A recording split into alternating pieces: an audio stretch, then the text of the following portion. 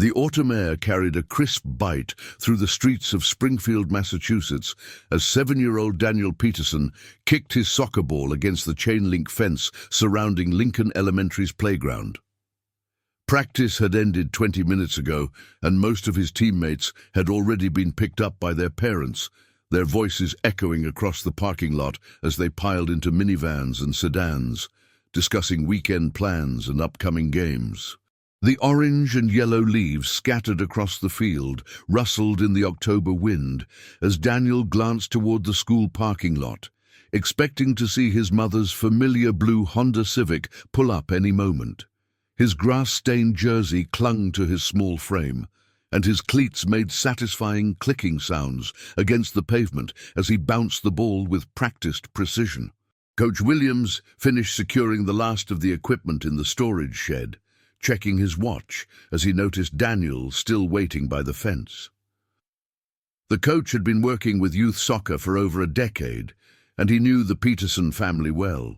Lisa Peterson was one of those mothers who never missed a practice, never forgot a game, and always had snacks ready for the team when they needed them most. She worked long hours at the medical billing office downtown, but her dedication to Daniel's activities never wavered. Something about her absence today felt different, though Coach Williams couldn't quite put his finger on what was bothering him. "Danny, you sure your mom's coming?" the coach called out, his voice carrying a note of concern that he tried to keep casual. The boy looked up from his ball, his face bright with the kind of unwavering confidence that only children possess. "She'll be here soon, Coach. She's probably just running late from work again. She said she might have to finish up some important paperwork today, but she promised she'd be here by 6 o'clock. Coach Williams glanced at his watch again. It was already 6:15, and the parking lot was completely empty, except for his own truck and the janitor's old Buick near the maintenance entrance. Before we continue with Daniel's incredible story, I want to ask you to hit that subscribe button if you're finding this mystery as compelling as I am, and please let me know in the comments where you're watching from today. Your support means the world to us as we bring you these unforgettable true stories that have shaped families and communities across America. As the minutes continued to tick by, Coach Williams found himself growing increasingly worried. He'd coached Daniel for 2 full seasons and had developed a genuine fondness for the boy and his mother. Lisa Peterson was the kind of parent every youth coach hoped to work with. Supportive but not overbearing, encouraging but realistic about her child's abilities, and always willing to volunteer when the team needed help with fundraising or organizing events. She'd been instrumental in planning their end-of-season pizza party just last month, and Coach Williams remembered how she'd stayed late to help clean up, making sure every piece of trash was picked up and every table was properly folded and stored. The coach pulled out his cell phone and dialed the number he had listed on Daniel's emergency contact form. The phone rang 4 times before going to voicemail, where Lisa's cheerful voice invited callers to leave a message and promised she'd return the call as soon as possible. Coach Williams left a brief message explaining that Daniel was still at school waiting for pickup, then tried calling again 5 minutes later with the same result. By this time, Daniel had stopped playing with his soccer ball and was sitting on the bleachers, his young face beginning to show the first signs of concern as he watched his coach pace back and forth while repeatedly checking his phone. The decision to involve the authorities wasn't made lightly. Coach Williams understood that parents sometimes got held up at work, forgot about practice schedules, or simply got their wires crossed about pickup arrangements. He'd seen it happen dozens of times over the years, and it usually resolved itself with an embarrassed parent rushing to school with apologies and explanations about unexpected meetings or traffic delays. But Lisa Peterson had never, not once in the 2 years he'd known her, failed to communicate about changes to Daniel's schedule. She was the type of mother who called if she was going to be even 10 minutes late, who sent detailed notes about any changes to pickup arrangements, and who always made sure Daniel had her work number memorized in case of emergencies. When Officer Janet Rodriguez arrived at Lincoln Elementary, she found a scene that tugged at her heart. Daniel sat quietly on the metal bleachers, still wearing his soccer uniform, methodically bouncing his ball against the ground while Coach Williams stood nearby, clearly torn between wanting to comfort the boy and needing to take action about his mother's unexplained absence. Officer Rodriguez had been with the Springfield Police Department for 8 years, and she'd handled dozens of similar calls that usually ended with a relieved parent arriving with a reasonable explanation and profuse apologies. Something about this situation, however, felt different from the moment she stepped out of her patrol car and saw the worry etched across Coach Williams' weathered face. The officer knelt down to Daniel's eye level, her voice gentle but professional as she introduced herself. "Hey there, champ. I'm Officer Rodriguez. Coach Williams called me because we're all a little worried about your mom. Can you tell me what happened today after school?" Daniel's story was remarkably clear and consistent for a 7-year-old. His mother had dropped him off that morning at 7:30, just like every other school day. She'd reminded him about soccer practice, made sure his uniform was clean and packed in his backpack, and promised to pick him up at 6 o'clock sharp, just like she always did. She'd seemed perfectly normal that morning, maybe a little tired from pulling extra shifts at work, but nothing that had seemed unusual or worrying to her young son. Officer Rodriguez took careful notes as Daniel recounted his day, from his morning classes through lunch period and afternoon practice. Everything sounded completely routine until the moment when 6 o'clock came and went, without Lisa Peterson's blue Honda Civic appearing in the school parking lot. The officer asked Daniel about his mother's work schedule, her usual routines, and whether she'd mentioned anything about running errands or meeting with anyone after work. The boy answered each question thoughtfully, clearly wanting to be helpful, but nothing he said provided any clues about where his mother might be or why she hadn't shown up to collect him from practice.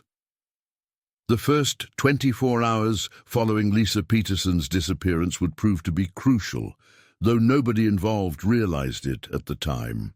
When police officers accompanied by a social worker arrived at the modest 2-bedroom apartment Lisa shared with Daniel on Maple Street, they found everything seemingly in perfect order. The apartment was clean and well organized, with Daniel's school papers stuck to the refrigerator with colorful magnets, and a calendar on the kitchen wall, marking important dates like parent-teacher conferences and soccer games. Lisa's purse sat on the kitchen counter exactly where she always left it.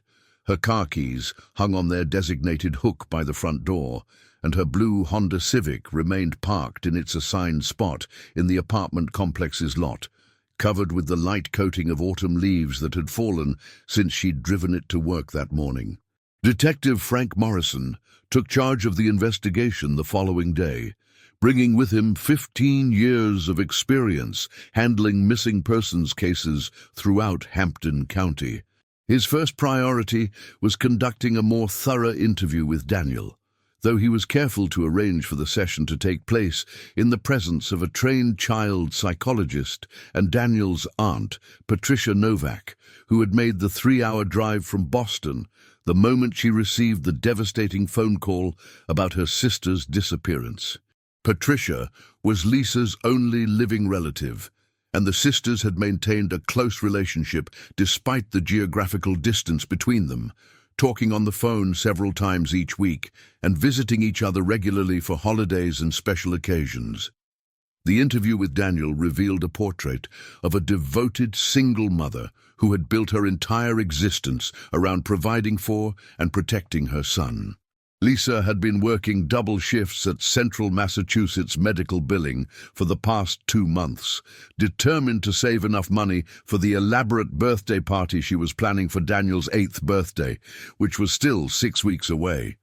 She'd already started making lists of party games and decorations, and Daniel excitedly described how they'd been discussing possible themes and guest lists during their evening walks around the neighborhood. Her co-workers at the medical billing company painted a similar picture of dedication and reliability, describing Lisa as someone who never missed work without calling in advance, never left early without making arrangements to cover her responsibilities, and never failed to maintain the highest standards of accuracy and professionalism in her work. Detective Morrison's investigation quickly expanded to encompass Lisa's entire daily routine, from her apartment complex to her workplace and everywhere in between.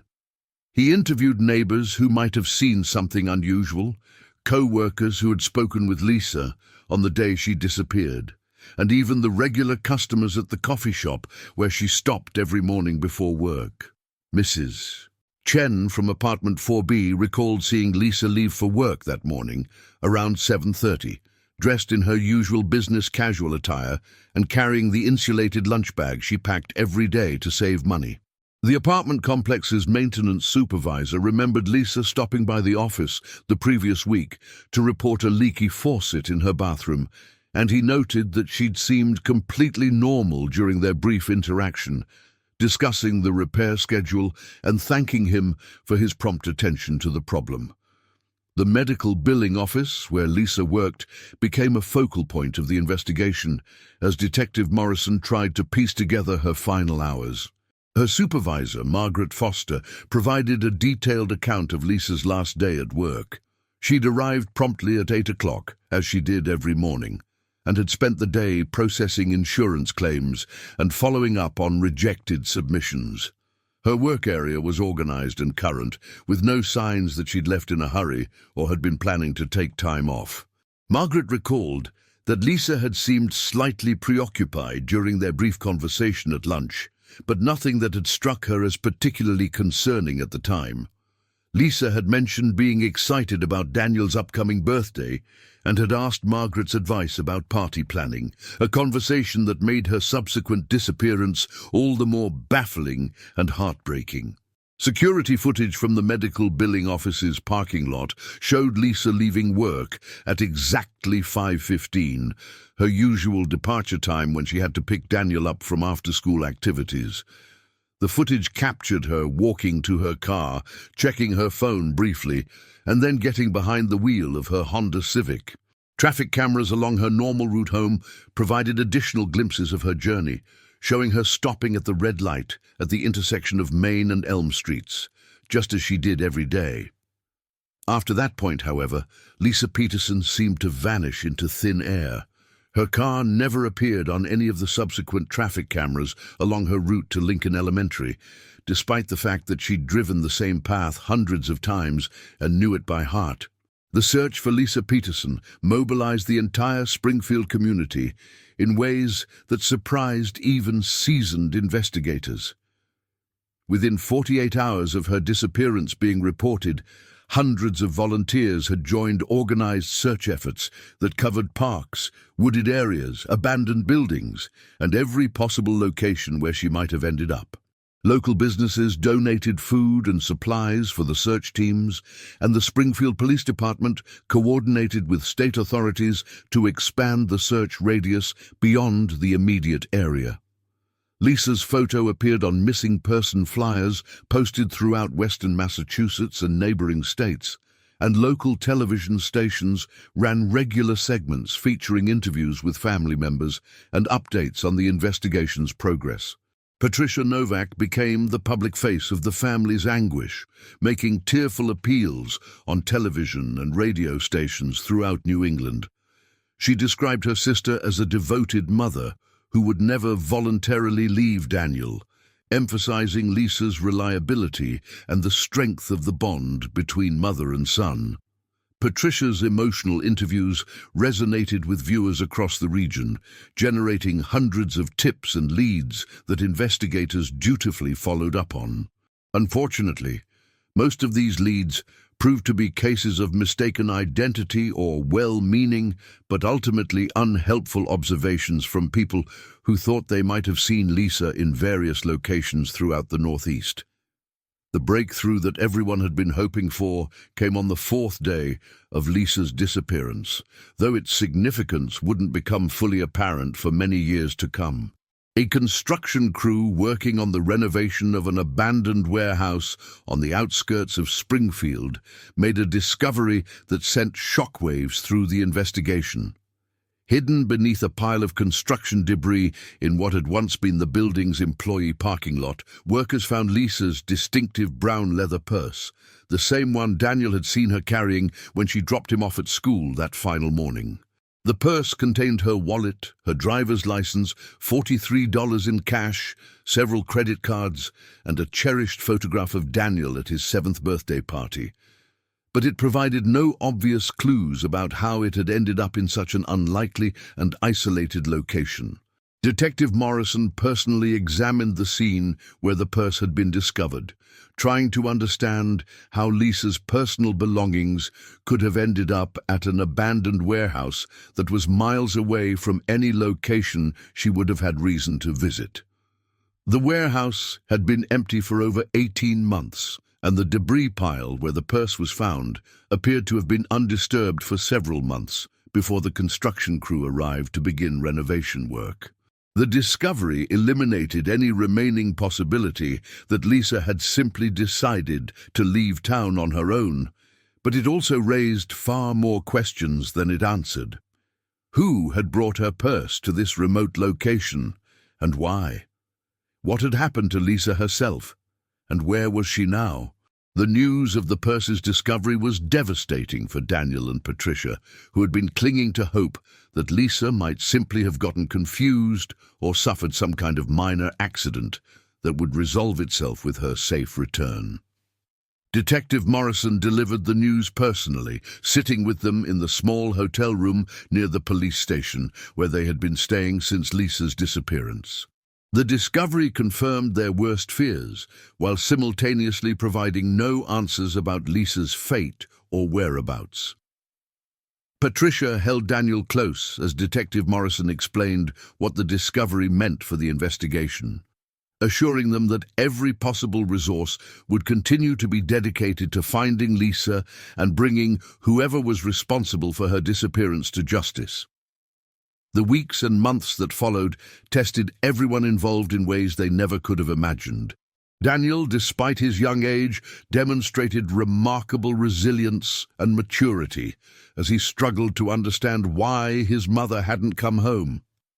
Patricia made the difficult decision to temporarily relocate to Springfield to be closer to the investigation and to provide Daniel with some semblance of stability during the most traumatic period of his young life. She enrolled him in a new school, found a temporary apartment, and tried to maintain as much normalcy as possible while dealing with her own grief and fear about her sister's fate. The adjustment was difficult for both of them, but Patricia was determined to honor Lisa's memory by ensuring Daniel felt loved and supported during this impossible time. Detective Morrison pursued every possible lead with the kind of dogged determination that had made him one of Springfield's most respected investigators. He conducted extensive interviews with Lisa's ex-boyfriend from several years earlier, tracked down former co-workers who had left the medical billing company, and investigated whether her disappearance might somehow be connected to any of the insurance cases she had been handling in her professional capacity. Each potential lead seemed promising initially, but ultimately led to dead ends, leaving the detective with a growing collection of evidence that painted a picture of a loving mother who had simply vanished without explanation or apparent motive. The media attention surrounding Lisa's case gradually began to fade as other stories took precedence in the news cycle, but Detective Morrison refused to allow the investigation to go cold. He kept Lisa's photograph prominently displayed on his desk and made it a point to review the entire case file every few weeks, looking for connections he might have missed or new angles that might be worth exploring. He maintained regular contact with Patricia and Daniel, calling them monthly to provide updates on any new developments and to check on how they were adjusting to their new life together. These conversations were often difficult, as there was rarely any significant progress to report, but Detective Morrison believed it was important for the family to know that Lisa hadn't been forgotten by law enforcement. As the years passed, with agonizing slowness, Daniel Peterson grew from a confused and heartbroken 7-year-old into a thoughtful teenager, then a determined young adult, always carrying with him the weight of his mother's unsolved disappearance. Patricia proved to be everything Daniel needed during this difficult journey, providing not just care and stability, but also keeping Lisa's memory alive through stories, photographs, and annual memorial services that celebrated her life, rather than focusing solely on the tragedy of her loss. She never stopped hoping for answers about what had happened to her sister, maintaining an active Facebook page dedicated to Lisa's case and organizing annual awareness events that kept the investigation in the public eye. When Detective Morrison retired from the Springfield Police Department after 30 years of service, his final act was ensuring that Lisa Peterson's case file was properly transferred to his successor, along with his personal commitment that the investigation would never be officially closed until answers were found. The new detective assigned to the case, Detective Amanda Foster, brought fresh eyes and modern investigative techniques to evidence that had been collected over many years. She utilized advances in forensic technology and database analysis that hadn't been available when Lisa first disappeared, hoping to find connections or patterns that earlier investigators might have missed. The answer to the 15-year mystery came from an entirely unexpected source. Dr. Robert Kellerman, a forensic anthropologist working as a consultant with the Massachusetts State Police, was conducting research for an unrelated project when he noticed striking similarities between Lisa Peterson's disappearance and a pattern he'd been tracking across New England. Between 2008 and 2010, 4 women had vanished under remarkably similar circumstances. All were single mothers, all disappeared during routine activities, all left behind young children, and all had their personal belongings discovered in remote locations that provided no obvious clues about their fate.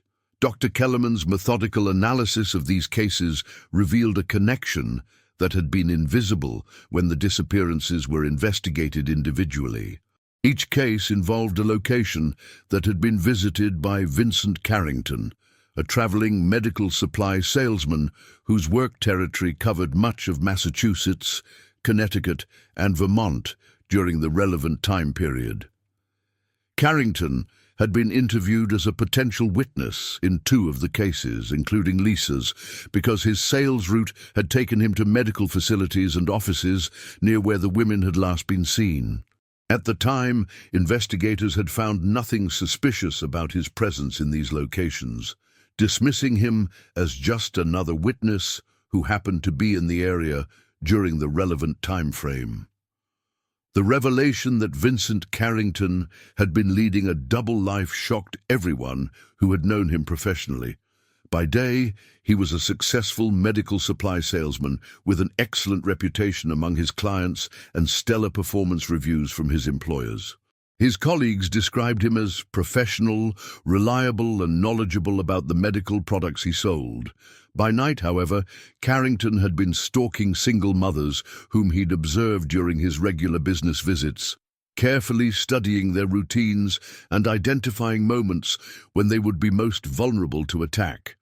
His method was chillingly systematic and had been refined over years of planning and execution. Lisa Peterson had unknowingly become Vincent Carrington's target several months before her disappearance.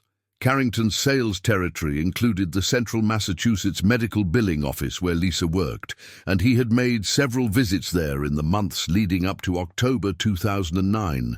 During these visits, he had observed Lisa's work schedule, noted her parking spot, and even followed her vehicle on several occasions to learn her daily routine. On the day of her disappearance, Carrington had punctured Lisa's tire while her car was parked in the medical billing office lot, then positioned himself nearby to offer assistance when she discovered the problem while trying to leave work to pick up Daniel from soccer practice. The warehouse where Lisa's purse had been discovered 15 years earlier became the focus of an intensive forensic investigation that employed ground-penetrating radar, cadaver dogs, and teams of experts in archaeological excavation techniques. The search revealed not only Lisa's remains, but also those of 3 other women who had vanished during Carrington's deadly spree across New England. Each victim had been buried in a carefully prepared section of the warehouse's foundation that Carrington had excavated and then concealed, creating what amounted to a private cemetery that might never have been discovered without Dr. Kellerman's painstaking analysis of the connected cases. The evidence against Vincent Carrington was overwhelming and included DNA samples from all 4 crime scenes, testimony from witnesses who had seen him in the vicinity of each disappearance, and most damning of all, a detailed journal he had kept describing his methods and the psychological satisfaction he derived from his crimes. The journal revealed a deeply disturbed individual who viewed his victims not as human beings, but as challenges to be overcome and puzzles to be solved. He had documented each phase of his stalking process, from initial observation through final disposal, with the kind of methodical precision that made investigators' blood run cold. Vincent Carrington was arrested at his home in Sacramento, California, where he had been living under the assumed identity of Michael Torres for over a decade. Following Lisa Peterson's murder, he had moved across the country and assumed a completely new identity, finding work as a hospital equipment technician while carefully avoiding any activities that might draw attention from law enforcement. His arrest came as a complete shock to his California neighbors and co-workers, who knew him as a quiet, reliable man who kept to himself and never caused any problems. The contrast between his public persona and his secret life as a serial killer demonstrated the chilling ability of some predators to hide in plain sight. The trial of Vincent Carrington provided long-awaited answers to families who had spent over a decade wondering what had happened to their loved ones. But the revelations brought little comfort to those who had suffered so greatly during the years of uncertainty. Daniel Peterson, now 22 years old and working as an elementary school teacher in Boston, testified about the profound impact his mother's disappearance had on his life. He spoke eloquently about the years of uncertainty, the gradual acceptance that she was never coming home, and the strength he had drawn from his Aunt Patricia's unwavering love and support. His testimony was both heartbreaking and inspiring, demonstrating how a child's love for his mother had helped him overcome circumstances that might have destroyed someone with less inner strength and family support. Patricia Novak, who had raised Daniel as her own son following Lisa's disappearance, spoke during the sentencing phase about the importance of never giving up hope, while also finding ways to move forward with life despite unimaginable loss. She had channeled her grief into positive action by creating a scholarship fund in Lisa's name that helped single mothers pursue education and career training opportunities. The fund had already assisted dozens of women in achieving greater independence and security for themselves and their children, creating a living memorial to Lisa that honored her memory by helping others facing similar challenges and vulnerabilities. Detective Morrison, now retired but still following the case closely, attended every day of the trial proceedings. During his testimony, he spoke passionately about the dedication required to investigate cases that seem impossible to solve, emphasizing that families deserve answers no matter how much time passes or how cold a trail becomes. His work on Lisa's case had inspired changes in how missing person investigations are conducted throughout Massachusetts, including better coordination between different jurisdictions and more sophisticated computer analysis designed to identify patterns that might connect seemingly unrelated cases across wide geographical areas. The conviction of Vincent Carrington on 4 counts of first-degree murder brought legal closure to cases that had haunted investigators and devastated families for over 15 years. He was sentenced to life in prison without the possibility of parole, ensuring that he would never again have the opportunity to harm another family or cause the kind of suffering he had inflicted on so many innocent people.